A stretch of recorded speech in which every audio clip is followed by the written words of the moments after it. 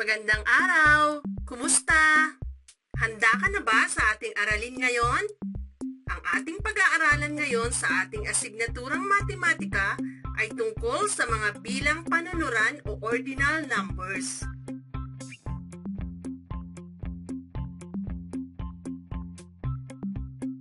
Sa pagtatapos ng aralin na ito, inaasahang matutunan mo ang mga sumusunod. Una, makilala, maisulat at mabasa mo ang mga ordinal na bilang mula 1st hanggang 20th. Ikalawa, matukoy ang mga posisyon ng mga bagay gamit ang mga ordinal na bilang. Bago tayo magsimula ng bagong aralin, magbalik-aral muna tayo. Pagkumparahin ang pares ng bilang gamit ang mga simbolong greater than, less than, at equal. Simulan mo na!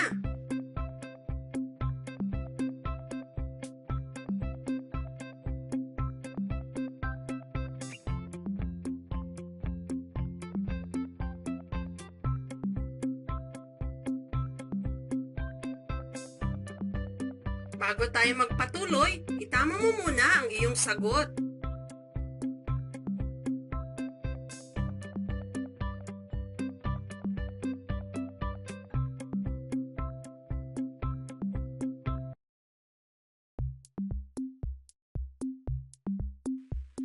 Nakuha mo ba lahat ng tamang sagot? Mahusay kung ganon. Binabati kita sa pinapakita mong kagalingan. Magpatuloy tayo. Basahin natin ng sabay-sabay ang maikling talata. Nagdaos ng pagsusulit sa matematika ang guro na si Ginang Galera para piliin ang top 5 math wizards sa kanyang buong klase. Narito ang naging resulta ng pagsusulit. Tunghayan natin kung sino ang 5 nangunang bata sa pagsusulit.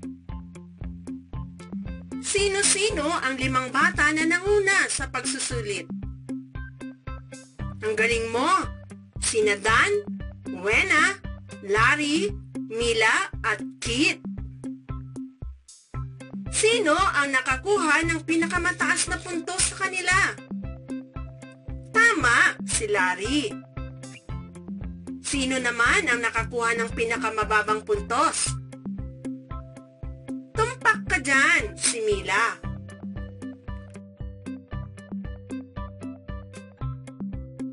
Ngayon ay ating pagsunod-sunurin ang kanilang pwesto base sa nakuha nilang score o puntos. Tignan natin. Dahil si Larry ang nakakuha ng pinakamataas na puntos, siya ay nasa unang pwesto o siya ang first. Si Wena na nakakuha ng ikalawang pinakamataas ay ang second. Si Kit ay third. Si Dan naman ang nakakuha ng fourth place. At si Mila ang fifth.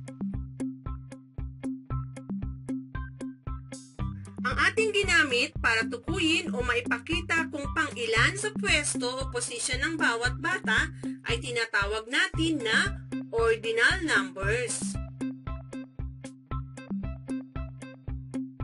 Ang ordinal number o bilang panunuran ay nagpapakita ng pagkasunod-sunod ng ayos o posisyon ng mga bagay sa isang set. Mahalagang bilang na ito para malaman natin kung nasaan o pangilan ang ating tinutukoy na tao, bagay o hayop. Narito ang iba pang ordinal numbers na maaaring isulat ng pasalita o sa simbolo. Basahin natin, sabayan niyo ako. Una, first. Ikalawa, second. Ikatlo, third. Ikaapat, fourth. Ikalima, fifth. Ika-6, sixth. Ika-7, seventh. Ika-8, eighth. Ika-9, ninth. Ika-10, 10th. Ika-11, 11th. Ika-12, 12th. Ika-13, 13th. Ika-14, 14th. Ika-15, 15th. Ika-16, 16th. Ika-17, Ikalabing-pito, 17. Ikalabing-walo, 18. Ikalabing-siyam, 19. Ikadalawampu, 20th.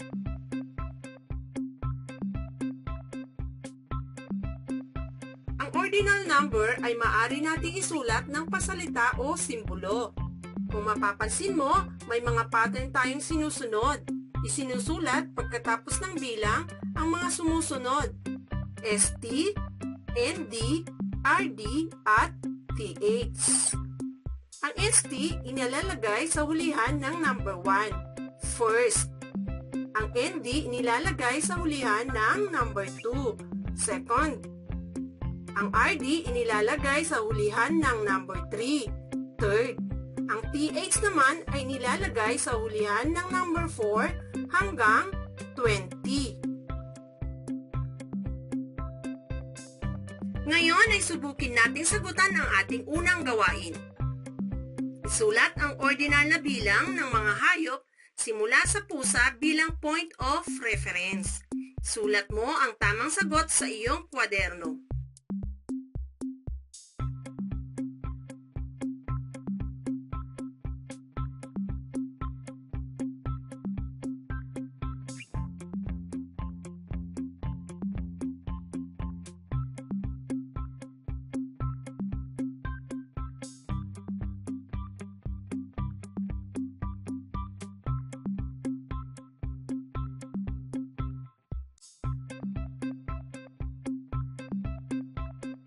Itama mo na muna ang iyong sagot bago tayo magpatuloy.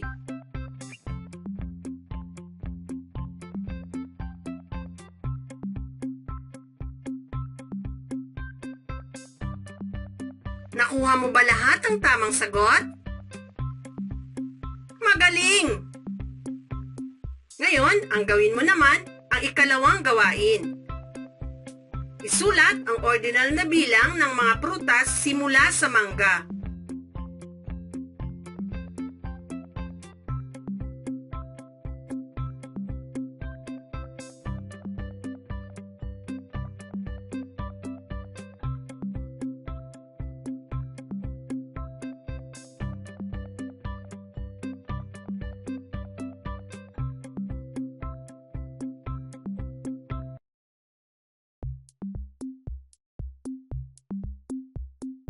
Ang bilis mo!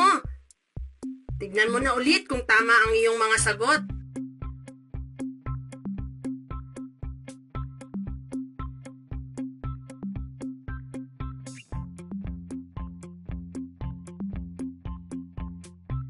Nakuha mo ba ulit lahat ng tamang sagot? Ang galing-galing mo talaga! Ulitin nga natin.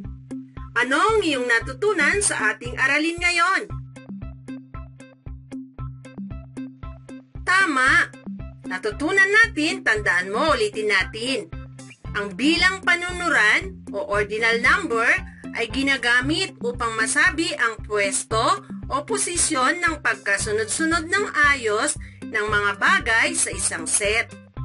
Ang pagtukoy sa point of reference ay makakatulong upang maunawaan kung saan nag-umpisa ang isang hanay. Ipagpatuloy natin ang pagsubok sa iyong galing. Gawing ordinals naman ngayon ang mga sumusunod na bilang. Isulat lamang ang ST, ND, RD o TH. Isulat mo ang iyong sagot sa kwaderno.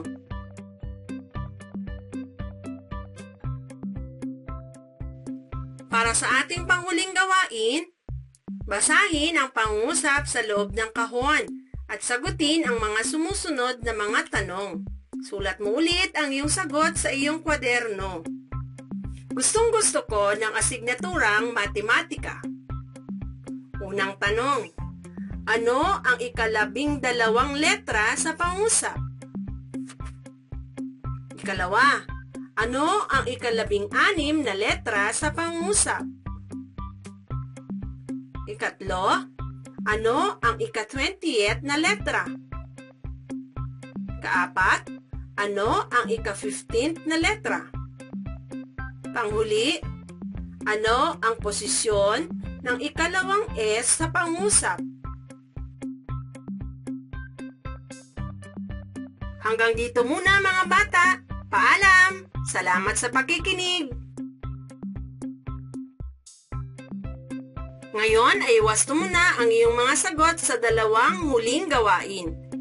Gamitin mo ang susi ng pagwawasto.